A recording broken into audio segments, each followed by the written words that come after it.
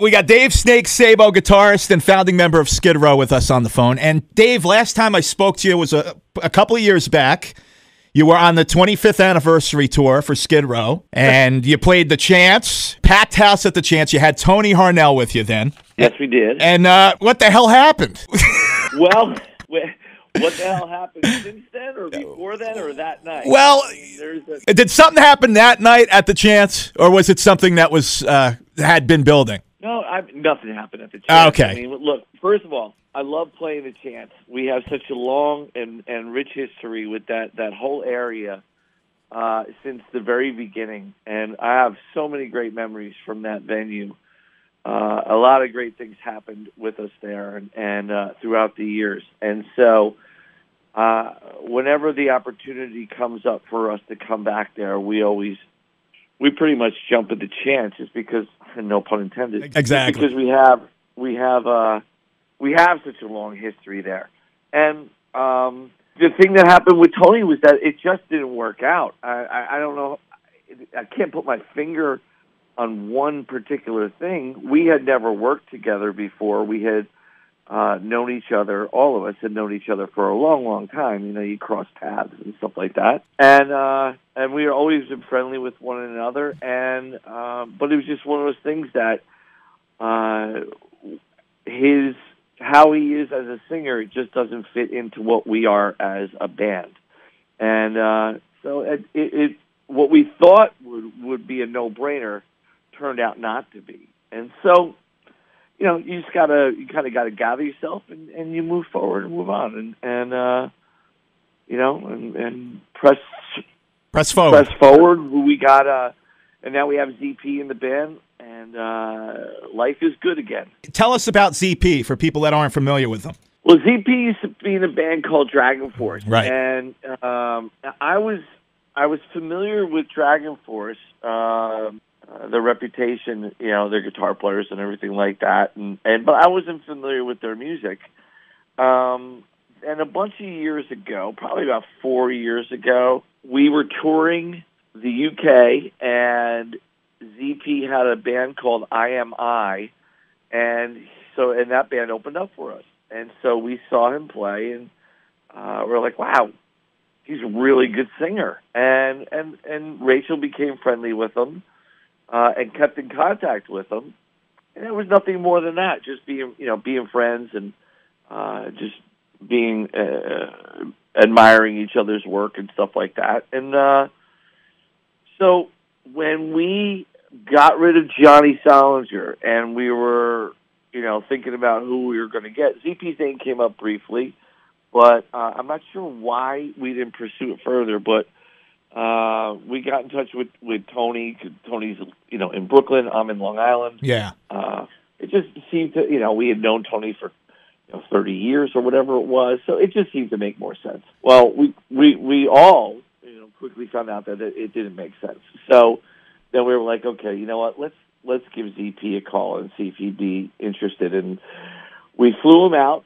He lives in Manchester in England, and so we flew him out and went into a rehearsal space in Nashville. And, man, I'll tell you what, the guy knew more of our material than we did.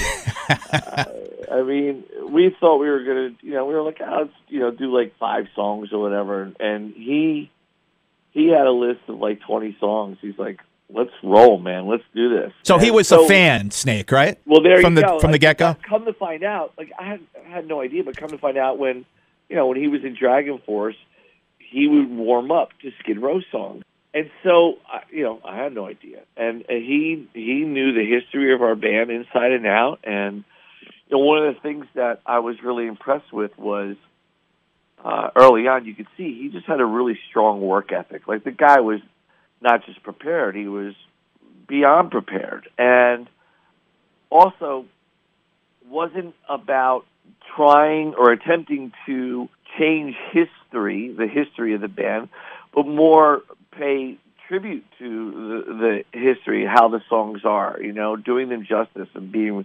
respectful of the records that we have made when he's sitting there performing those songs.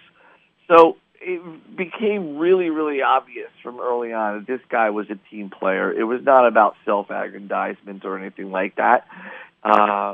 He was all about, I want to be a part of Skid Row, and how do we, propel Skid Row forward. It wasn't about how do I, ZP, make a name for myself. It was a team effort, you're saying. Without a doubt. Yeah. I mean, it wasn't even a question. It was really cool to see. I mean, look, we all have egos, right? And, sure. But the thing is that his ego is so in check, it's crazy. Like, he's just a team guy. And it's all about we, not about, me. And so that was really inspiring. And he's an extremely positive person. And that will always be infectious. He keeps spending time with somebody, which we've done, and he's been with us now for, officially over a year, but about 2 years. And so you come to find out that there's just, your guard might be up, but playing with this guy has been a really a great eye-opening experience into the possibilities of what we can be moving forward as a band. And there's no lack of hard work, and he just has a great outlook and perspective on things that I think is just his nature. He's got a crazy background, his upbringing and whatnot, and guy was raised in the wilds of South Africa, believe it or not. And so wow. It's from a crazy different culture, but he's just, he's a good guy. Well, I haven't seen him live perform with you yet, so I'm looking forward to seeing you guys live with him. I've seen stuff on YouTube and stuff, and he sounds great, and he definitely fits in the band. We're talking with Dave "Snake" Sabo of Skid Row. Skid Row coming back to the Chance on Saturday night, April 14th. You're going to want to be there. Let me ask you this, Dave. Going back to the early days of Skid Row, your favorite tour that you did? Well, I mean, first of all, the Bon Jovi tour was, incredible. You not only are you on the biggest tour of the year as a complete unknown, but you're touring with one of your best buds, and right. So John and I grew up together, and so we're all friends with each other. So that was just really an amazing, special experience. I mean, that was the launch pad for our career, and so the learning experience was incredible. I mean, we were opening up for arguably one of the greatest live acts and greatest bands, that's existed. And I mean, they're, next weekend they're Hall of Famers.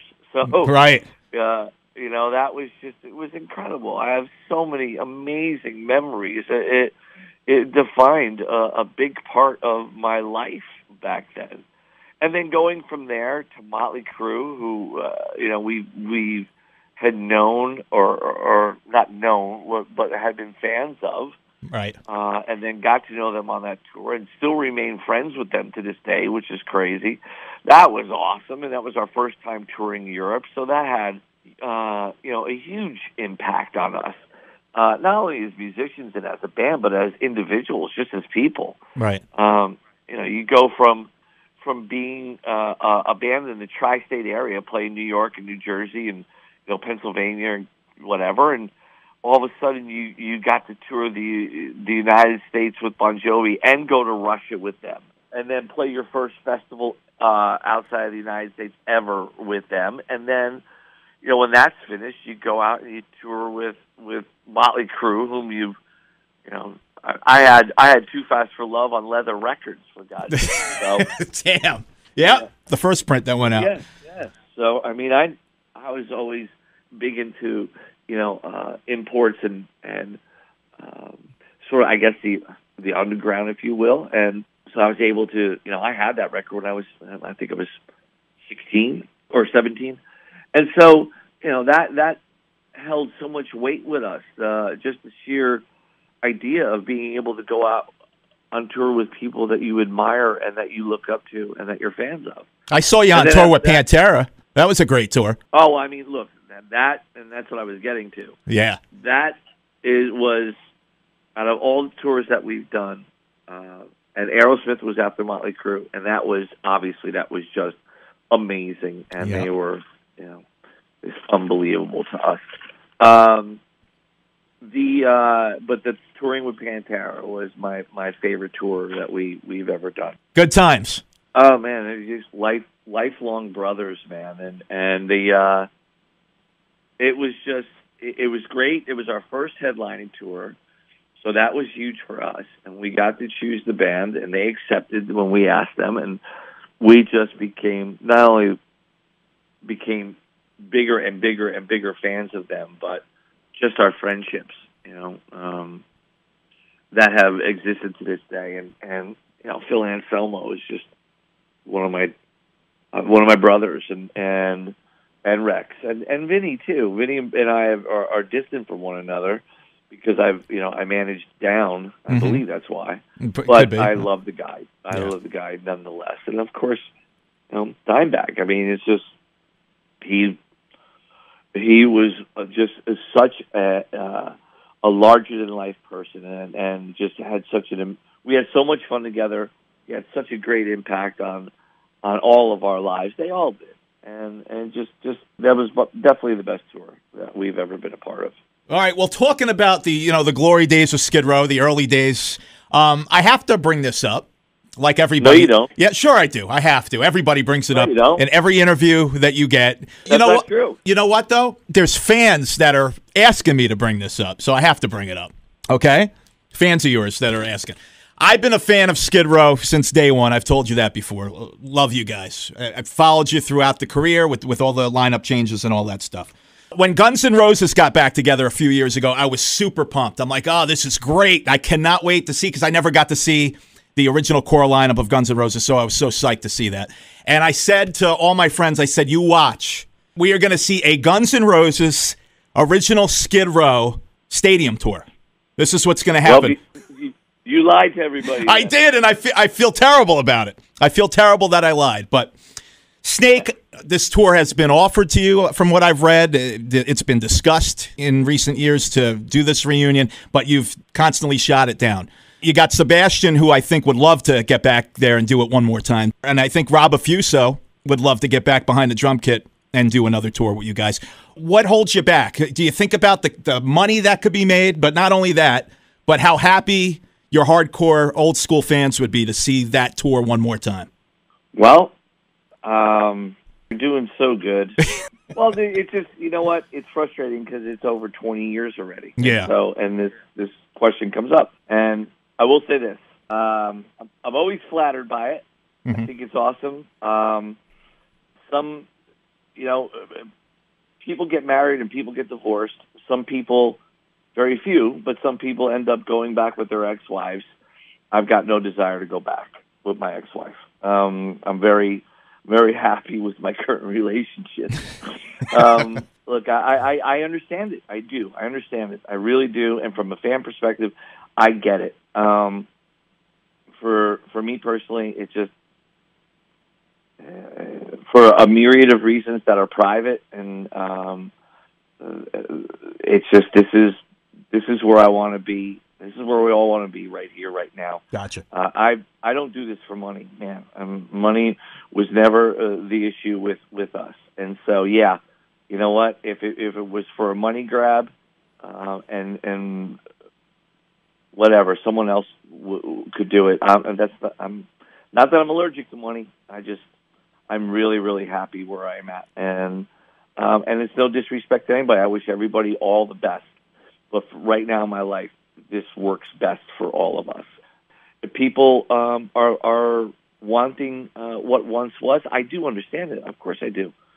But it's just it's not going to happen. And we've been saying that for a pretty long time. And I understand other people can get past whatever obstacles were in the way, but it's just it's an old thought. Well, speaking of now, looking into the future here, ZP will be making his debut at the Chance with you guys next week. And much like when Tony Harnell made his debut with you guys a couple years back, everybody came out, and they supported the band, and they loved what they saw. I think they're really going to love what they see with ZP next Saturday at the Chance. Yeah, I think so too. I mean, I think so too. Look, change is hard for everybody. I get it. I really do. I understand it. Well, we just got back from doing, a month tour in the UK for the first time in a long time. We haven't done that many shows in the UK since, like, I don't know, the early 90s. Wow. And it was really pretty amazing. A bunch of sold-out shows, and people were extremely responsive to it, and that was, that was sort of a litmus test, man. Like, how are we doing? Are we doing okay? And the response was great. And right. so we just want to keep playing and bring this thing on the road and presenting ourselves the way we are now.